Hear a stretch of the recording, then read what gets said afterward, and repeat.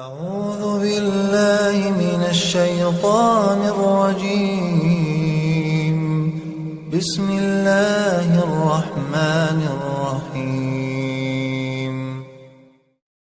الحمد للہ وکفا والسلام علی عبادہ الذین اصطفیٰ، اما بعد۔ امام احمد بن حنبل رحمہ اللہ نے حضرت ابو امامہ رضی اللہ تعالی عنہ سے روایت نقل کی ہے کہ اللہ کے رسول صلی اللہ تعالی علیہ وسلم نے ارشاد فرمایا، ان اللہ وملائکتہ یصلون علی الصف الاول، قالوا یا رسول اللہ وعلی الثانی، قال ان اللہ وملائکتہ یصلون علی الصف الاول، قالوا یا رسول اللہ وعلی الثانی، قال ان اللہ وملائکتہ یصلون علی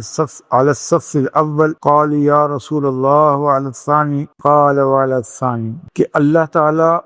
رحمت کاملہ کا نزول فرماتا ہے اور اللہ کے فرشتے دعائے مغفرت اور رحمت کرتے ہیں مسلمانوں کی پہلی صف والوں کے لیے۔ بعض صحابہ نے عرض کیا، اے اللہ کے رسول صلی اللہ علیہ وسلم، اور دوسری صف والوں کے لیے بھی؟ آپ نے پھر ارشاد فرمایا، ان اللہ وملائکتہ یصلون علی الصف الاول، کہ بے شک اللہ رحمت کاملہ کا نزول فرماتا ہے اور فرشتے دعائے رحمت و مغفرت کرتے ہیں پہلی صف والوں کے لیے۔ صحابہ نے پھر عرض کیا، اور دوسری صف والوں کے لیے بھی؟ آپ نے پھر پہلی ہی بات دہرا دی، یعنی فرمایا کہ اللہ تعالی رحمت فرماتا ہے اور اس کے فرشتے دعائے خیر کرتے ہیں پہلی صف والوں کے لیے۔ صحابی نے تیسری مرتبہ عرض کیا، اللہ کے رسول، کیا دوسری صف والوں کے لیے بھی؟ آپ نے تیسری مرتبہ بھی وہی پہلی بات دہرا دی کہ اللہ تعالی رحمت فرماتا ہے اور فرشتے دعائے رحمت کرتے ہیں پہلی صف والوں کے لیے بھی، پہلی صف والوں کے لیے۔ صحابہ نے پھر عرض کیا، اے اللہ کے رسول صلی اللہ علیہ وسلم، کیا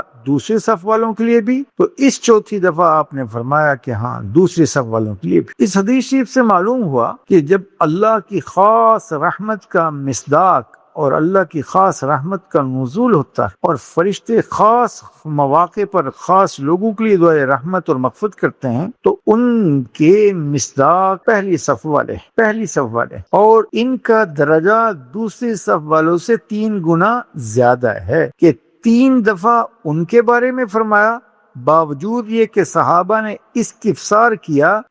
آپ پہلی صف والوں ہی کا ذکر کرتے رہے، اور چوتھی مرتبہ دوسری صف والوں کا بھی ذکر کر دیا۔ تو معلوم یہ ہوا کہ دوسری صف والے بھی اگرچہ سعادت میں جماعت میں شریک ہیں، لیکن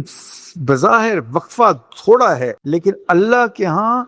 پہلی اور دوسری صف میں ہماری آنکھوں کے اعتبار سے، نگاہوں کے اعتبار سے تو تھوڑا سا وقفہ ہو، لیکن اللہ کے ہاں اور فرشتوں کی رحمت اور دعا کا مصداق بنتے ہوئے دونوں کے درمیان میں کتنا فاصلہ ہے وہ بیان ہو ہی گیا۔ اور یہی آپ ذرا اندازہ لگائیں کہ ان اللہ وملائکتہ یصلون علی النبی، اور یہی لب و لہجہ اللہ کے رسول صلی اللہ علیہ وسلم کے لیے بھی ارشاد ہے کہ اللہ کی خاص رحمت کا نزول ہوتا ہے اور خاص فرشتے دعائے رحمت کرتے ہیں پیارے نبی صلی اللہ علیہ وسلم کے لیے، اور یہی بات اللہ کے رسول نے صف اول والوں کے لیے کہہ دی، اور کہیں یہی بات اللہ کے رسول نے مسلمان امت کے سحری کھانے والوں کے لیے بھی کہہ دی۔ تو معلوم یہ ہوا کہ ہر وہ شخص جو اللہ کی رحمت کا طالب ہے اور حقیقتاً اسے اللہ کی رحمت کی طلب ہے، اسے چاہیے کہ حد الوفا ایسے اعمال اختیار کرے جو اللہ کی رحمت کا موجب ہوں اور فرشتوں کی دعا کا مصداق بن جائے۔ پہلی صف کا اہتمام کرے، سحری کھانے کا اہتمام کرے، نبی علیہ الصلوۃ والسلام پر درود شریف پڑھنے کا اہتمام کرے۔ تو یہ بہترین صورت ہو سکتی ہے اور آسان ہے کہ ذرا وقت ہوتے ہی مسجد میں اول وقت میں پہنچ جائیں، اور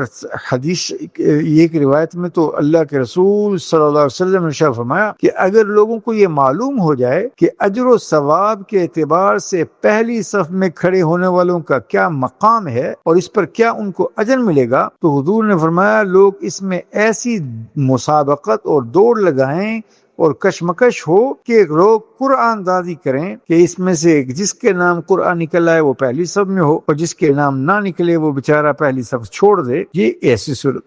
تو یہ حقیقتاً اللہ کی رحمت کا مصداق بن جاتا ہے وہ شخص جو نبی علیہ الصلوۃ والسلام کی احادیث کو، آپ کے مبارک ارشادات و فرامین کو نہ صرف سنتا ہے، یاد کرتا ہے اس پر عمل کرنے کی کوشش کرتا ہے اور اس کو منوعاً آگے پہنچا دیتا ہے۔ اللہ ہم سب سے راضی ہو، دین سیکھ کر عمل کرنے کی توفیق عنایت فرمائے۔